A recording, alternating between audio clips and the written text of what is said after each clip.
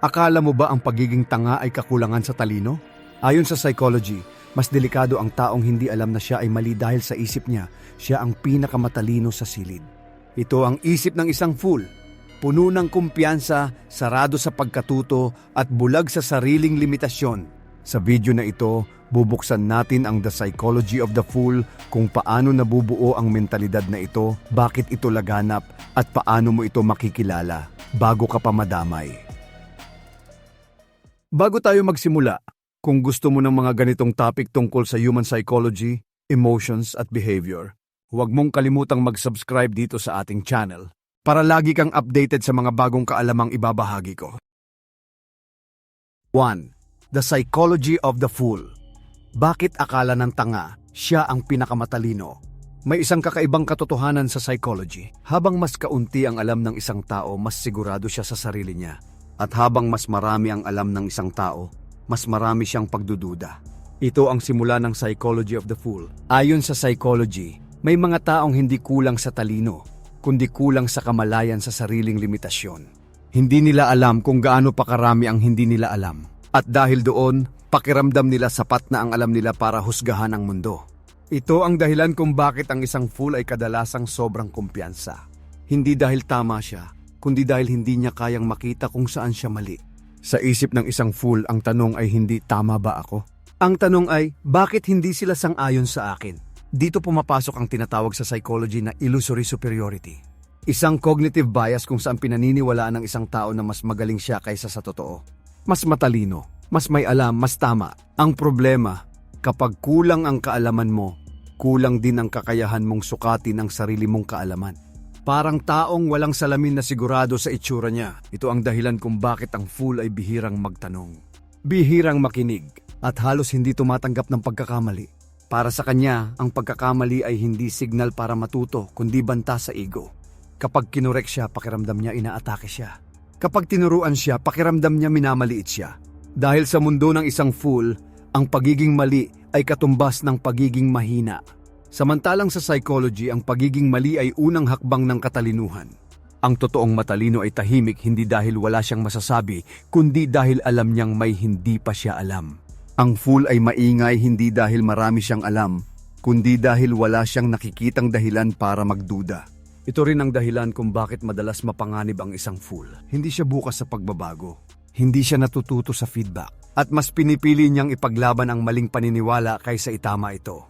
Sa huli, ang pinakamalaking pagkakaiba ng matalino at tanga ay hindi IQ. Ito ay self-awareness. Dahil kapag alam mo na hindi mo alam ang lahat, nagsisimula kang matuto. Pero kapag sigurado ka na alam mo na ang lahat, doon ka tumitigil. 2. Kapag ang kumpiyansa ay galing sa kamangmangan. May dalawang uri ng kumpiyansa. Isa ang tahimik at may lalim. At isa ang maingay, pilit at madaling masaktan. Sa psychology, ang pangalawa ang mas delikado. May mga taong mukhang siguradong sigurado sa sarili. Malakas ang boses, matigas ang paninindigan. Parang wala nang puwang para sa tanong o pagdududa. Pero ayon sa psychology, hindi lahat ng kumpiyansa ay galing sa kakayahan. Minsan ito ay galing sa kakulangan ng kaalaman. Kapag kulang ang alam ng isang tao, simple lang ang mundo para sa kanya. May tama, may mali, walang gitna. At dahil simple ang mundo sa kanyang isip, madali siyang maging sigurado. Ito ang dahilan kung bakit ang taong kulang sa kaalaman ay madalas sobrang kumpiyansa. Hindi dahil magaling siya, kundi dahil hindi niya nakikita ang komplikasyon ng realidad. Ito ay konektado sa cognitive bias kung saan ang utak ay nagbibigay ng ilusyon ng kontrol at katalinuhan. Mas kaunti ang alam mo, mas kaunti rin ang nakikita mong mali sa sarili mo. Kaya kapag nagsalita siya parang eksperto, kapag nagdesisyon siya parang walang pag-aalinlangan. Hindi dahil napag-isipan niya ng malalim, kundi dahil wala siyang sapat na impormasyon para magduda. Ang problema, ang ganitong klaseng kumpiyansa ay marupok. Isang tanong lang, isang ebidensya lang, isang opinyon lang na taliwas sa kanya. At biglang nagiging depensibo ang tono. Nagiging emosyonal ang sagot dahil ang kumpiyansang galing sa kamangmangan ay hindi proteksyon. Ito ay maskara. Sa likod nito may takot na mabuking, takot na mapahiya, takot na aminin na mali. Ang tunay na kumpiyansa ay kayang tumanggap ng pagkakamali. Hindi ito nasisira kapag kinorek, hindi ito nagagalit kapag tinanong. Pero ang kumpiyansang galing sa kamangmangan ay kailangang ipagtanggol araw-araw. Kaya laging may argumento, laging mayabang, laging may kaaway, Ang irony, habang mas pinipilit niyang ipakitang tama siya, mas lantad ang kakulangan niya. Dahil ang taong tunay na may alam hindi kailangang patunayan ito. Sa huli, ang tanong ay hindi kung gaano ka kaingay magsalita. Ang tanong ay kung kaya mong manahimik at mag-isip. Dahil sa psychology, ang tunay na katalinuhan ay nagsisimula sa pagdududa. At ang kumpiyansang walang pagdududa kadalasan ay walang lalim. 3. The full effect. Mas maingay ang walang alam. Mapapansin mo ito sa kahit anong lugar. Sa usapan, sa social media, sa trabaho. Habang tumatagal ang diskusyon, may isang boses na palakas ng palakas. At kadalasan siya pa ang may pinakakaunting alam. Sa psychology, may paliwanag dito. Ito ang tinatawag nating the full effect. Kapag kulang ang kaalaman ng isang tao, hindi lang impormasyon ang nawawala sa kanya. Nawawala rin ang kakayahan niyang makita kung gaano kahina ang sarili niyang argumento. Kaya imbes na mag-isip ng mas malalim, mas pinipili niyang maging mas maingay. Sa isip ng isang fool, ang lakas ng boses ay kapalit ng ebidensya. Ang dami ng salita ay kapalit ng lalim, at ang tapang magsalita ay napagkakamalang katalinuhan. Ito ang dahilan kung bakit ang fool ay bihirang makinig, hindi dahil ayaw niya, kundi dahil sa tingin niya wala na siyang kailangang pakinggan. Ang pakikinig ay nangangailangan ng isang bagay na wala ang fool. Ito ay ang kakayahang aminin na maaari siyang mali. Kapag may nagsalita laban sa kanya, hindi niya ito tinatrato bilang impormasyon. Tinatrato niya ito bilang banta. Kaya ang reaksyon ay hindi pag-iisip, kundi pag-atake. Hindi pag-unawa, kundi panlalait. Hindi katahimikan, kundi ingay. Habang ang taong may alam ay madalas tahimik, pinipili niyang magsalita lang kapag may kabuluhan. Dahil alam niyang ang maling salita ay mas maingay kaysa sa tamang katahimikan. Ang ingay ay madalas sintomas ng insecurity. At ang insecurity ay madalas produkto ng kakulangan ng kaalaman. Ito ang dahilan kung bakit ang fool ay palaging present sa usapan. Laging may opinyon, laging may sagot, kahit walang tanong. Sa huli, hindi ang pinakamatalino ang pinakamalakas ang boses.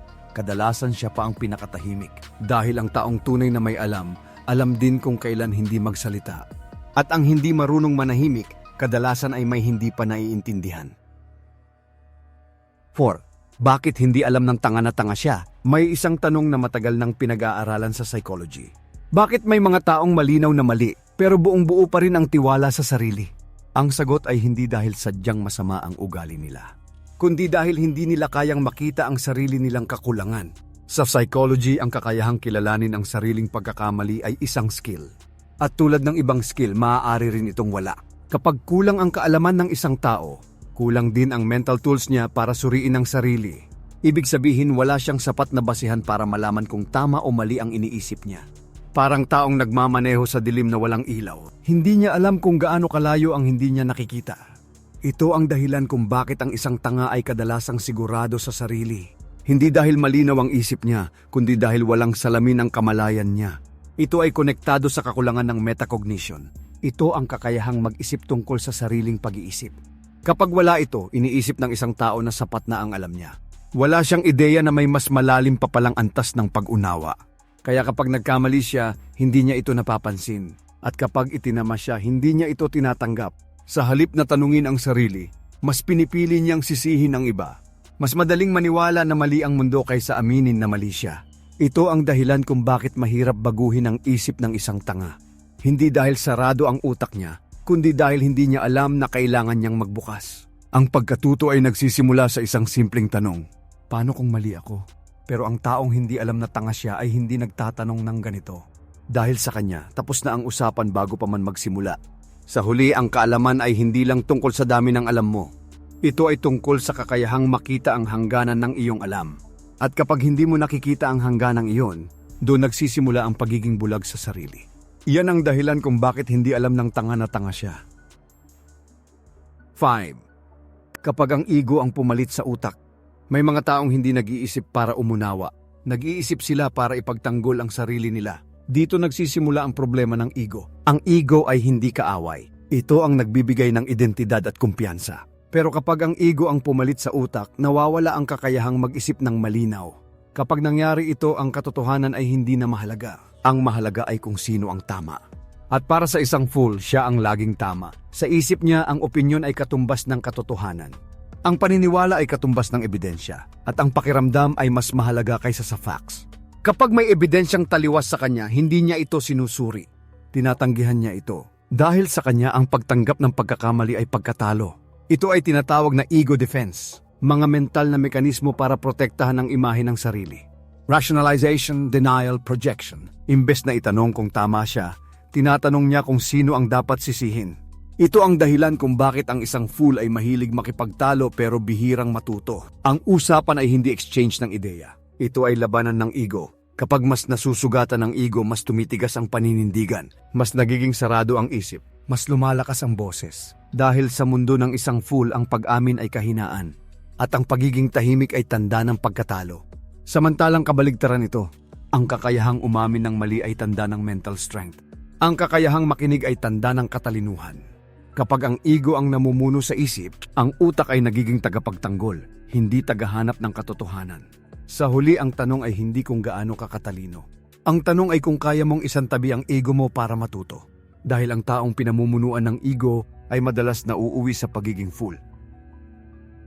6. Ang delusyon ng katalinuhan ng isang fool. May mga taong hindi lang naniniwalang matalino sila. Sigurado sila. Hindi ito kumpiyansa. Ito ay delusyon. Sa psychology may konsepto ng false competence. Isang paniniwala na sapat ang talino at kaalaman kahit kulang ang ebidensya. Ang isang fool ay hindi nagkakamali sa pag-iisip na may alam siya. Nagkakamali siya sa paniniwalang wala na siyang kailangang matutunan. Dito nagsisimula ang delusyon ng katalinuhan. Kapag may narinig siyang bago, hindi niya ito iniintindi. Inihahambing niya agad sa alam niya. At kung hindi ito tugma, automatiko niya itong tinatanggihan. Hindi dahil mali ang bagong impormasyon, kundi dahil banta ito sa imahe na binuo niya tungkol sa sarili niya. Ang utak ay likas na naghahanap ng konsistensya. Mas pipiliin nitong ipagtanggol ang paniniwala kaysa baguhin ito. Kaya ang fool ay nagiging eksperto sa isang bagay, sa pagprotekta ng maling paniniwala. Habang ang tunay na matalino ay ginagamit ang kaalaman para palawakin ang pag-unawa, ang fool ay ginagamit ito para isara ang isip. Ito ang dahilan kung bakit ang delusyon ng katalinuhan ay mahirap basagin. Hindi ito kakulangan sa impormasyon, ito ay pagtanggi sa impormasyon. Kapag pinakita mo sa kanya ang ebidensya, maghahanap siya ng dahilan para hindi ito paniwalaan. Kapag tinanong mo ang lohika niya, babaguhin niya ang usapan. Dahil sa delusyon ng katalinuhan, ang pagkakamali ay laging nasa iba. At ang tama ay laging nasa kanya. Ang katalinuhan ay kakayahang mag-adjust ng isip kapag may bagong datos. Pero ang delusyon ng katalinuhan ay ang kawalan ng kakayahang ito. Sa huli, ang isang fool ay hindi talo dahil kulang siya sa utak. Talo siya dahil ayaw niyang gamitin ito ng tama. Dahil ang utak na sarado ay hindi katalinuhan. Ito ay ilusyon lamang. 7. The fool's mind. Paano ginagawang lakas ang kahinaan ng utak? May mga kahinaan ng utak ng bawat tao. Bias, takot, limitasyon ng kaalaman. Sa psychology, ang pinagkaiba ng matalino at fool ay hindi kung may kahinaan sila, kundi kung paano nila ito ginagamit. Ang isang fool ay marunong gawing lakas ang sariling kahinaan. Hindi dahil tama ang ginagawa niya, kundi dahil epektibo ito para sa ego niya. Kapag kulang ang alam niya, ginagawa niyang kumpiyansa. Kapag mababaw ang pag-unawa niya, ginagawa niyang simpleng sagot. Kapag hindi niya naiintindihan ang isang bagay, idinedeklara niyang mali ito. Ito ang mekanismo ng fool's mind. Ang utak ay may kakayahang mag-frame ng realidad para protektahan ang sarili. At sa kaso ng isang fool, ang frame ay laging pabor sa kanya. Ang kakulangan sa kaalaman ay nagiging tapang. Ang pagiging sarado ng isip ay nagiging paninindigan. Ang kawalan ng pagdududa ay nagiging tanda raw ng katalinuhan. Pero ang totoo, ito ay mental shortcut. Isang paraan para maiwasan ang hirap ng pag-iisip. Ang pag-iisip ng malalim ay nangangailangan ng oras, nangangailangan ng pagtanggap na maaari kang mali, at nangangailangan ng pagharap sa discomfort. Ang fool ay iniiwasan ito. Kaya pinipili niya ang mabilis na sagot kaysa tamang sagot. Ang ganitong uri ng pag-iisip ay nagbibigay ng pansamantalang ginhawa, pero pangmatagalang pinsala, dahil habang ginagamit niya ang kahinaan bilang lakas, hindi niya ito kailanman pinapabuti. Ito ang dahilan kung bakit paulit-ulit ang pagkakamali ng isang fool. Hindi dahil wala siyang kakayahang matuto, kundi dahil ginagamit niya ang kahinaan bilang identity. Sa huli, ang utak na hindi hinahamon ay hindi lumalakas. Ito ay nananatiling mahina kahit mukhang matibay. At ang taong ginagawang lakas ang kahinaan ng isip ay hindi umaangat. Siya ay umiikot lang. 8. Bakit ang totoong matalino tahimik at ang fool palaging sigurado? May isang tahimik na pattern sa psychology. Habang tumataas ang tunay na katalinuhan, bumababa ang ingay. At habang bumababa ang pag-unawa, tumitindi ang kasiguraduhan. Ang totoong matalino ay hindi nagmamadaling magsalita. Hindi dahil wala siyang opinyon, kundi dahil alam niyang ang bawat ideya ay may hangganan. Sa psychology, ang malalim na pag-unawa ay may kasamang pagdududa. Hindi pagdududa sa lahat, kundi pagdududa sa sarili. Isang paalala na maaaring may kulang pa siyang nakikita. Kaya ang matalino ay nakikinig muna, nag-oobserba. Tinitimbang ang konteksto bago magbigay ng sagot. Samantalang ang fool ay palaging sigurado. Hindi niya kailangang maghintay. Hindi niya kailangang makinig. Para sa kanya, sapat na ang unang naisip niya. Ito ay dahil magkaiba ang pinanggagalingan ng kanilang kumpiyansa. Ang matalino ay may kumpiyansa dahil alam niya ang lalim ng paksa. Ang fool ay may kumpiyansa dahil hindi niya alam ang lalim nito. Kapag mas kaunti ang alam mo, mas simple ang mundo. At kapag simple ang mundo, madaling maging sigurado.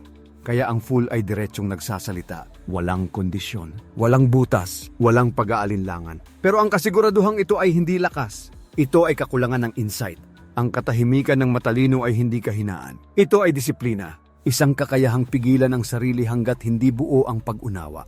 Ang fool ay kabaligtaran. Ang pagsasalita ang paraan niya para takpan ang kawalan ng lalim. Kaya madalas ang pinakamaingay sa usapan ay hindi ang may pinakamalinaw na isip, kundi ang may pinakakaunting tanong sa sarili. Sa huli, ang katalinuhan ay hindi nasusukat sa lakas ng boses. Nasusukat ito sa kakayahang manahimik kapag kailangan. At ang taong hindi marunong manahimik ay madalas hindi pa handang umunawa. Yan ang dahilan kung bakit ang totoong matalino ay tahimik at ang fool ay palaging sigurado. 9. Ang mentalidad ng taong ayaw matuto. Hindi lahat ng tao na hindi natututo ay walang kakayahan. Marami sa kanila ay ayaw lang. Sa psychology, may malinaw na pagkakaiba ang hindi marunong at ang ayaw matuto. Ang hindi marunong ay nagtatanong. Ang ayaw matuto ay nagsasara ng isip. Ang mentalidad ng taong ayaw matuto ay nagsisimula sa paniniwalang sapat na ang alam niya. Kapag naniniwala kang tapos ka ng matuto, doon ka talaga humihinto. Sa bawat bagong impormasyon, may automatikong depensa. Hindi curiosity ang unang reaksyon. Ito ay pagtanggi. Kapag may nagturo, iniisip niya na inaangat ng kausap ang sarili. Kapag may nagwasto, iniisip niyang minamaliit siya. At kapag may mas may alam, iniisip niyang mayabang ito. Ito ay paraan ng utak para protektahan ang ego. Mas madaling tanggihan ang kaalaman kaysa tanggapin na may kulang ka. Kaya ang taong ayaw matuto ay bihirang magtanong. Hindi dahil wala siyang tanong, kundi dahil ang bawat tanong ay parang pag-amin ng kahinaan. Unti-unting nagiging identity ang pagiging sarado ng isip. Ang paninindigan ay napagkakamalang prinsipyo. At ang katigasan ng ulo ay tinatawag na paniniwala. Ang problema, habang tumatagal lalo siyang nahuhuli dahil ang mundo ay patuloy na natututo habang siya ay nananatili. Ang pagkatuto ay hindi tungkol sa talino. Ito ay tungkol sa disposisyon ng isip. Ang taong bukas matuto ay maaaring magkamali, pero umaangat. Ang taong ayaw matuto ay maaaring mukhang sigurado, pero naiwan. Sa huli, ang pinakamapanganib na isip ay hindi ang walang alam.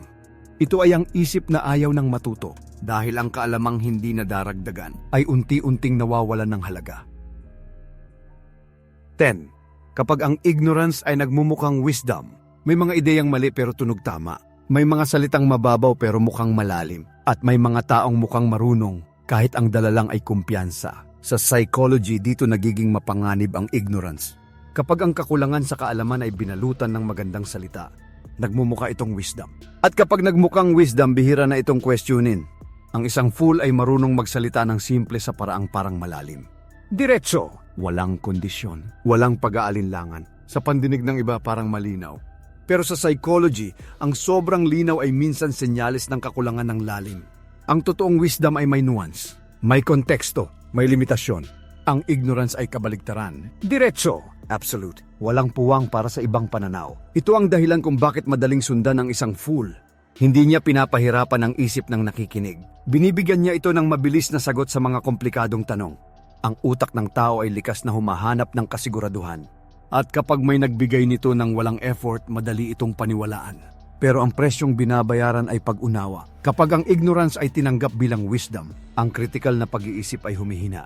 Ang tanong ay nawawala. At ang duda ay nagiging kasalanan. Ang fool ay nagiging tagapayo. Ang maling ideya ay nagiging prinsipyo.